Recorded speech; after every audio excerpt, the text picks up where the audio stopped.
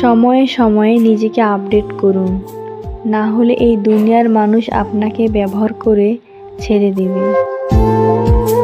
অন্যের প্রতি অভিযোগ রাখার চেয়ে নিজেকে পরিবর্তন করে নেওয়াটা অনেক ভালো। পাশে থাকলে কেউ আপন হয় না, কারণ নবাবের পাশেও মীর জাফর ছিল।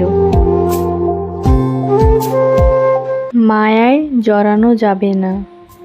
মানুষ অতিথি পাখির মতো, আসবে, মিশবে, ইচ্ছে হলে উড়েও চলে যাবে। পরের বছর একই তারিখ আপনি বদলে যাবেন।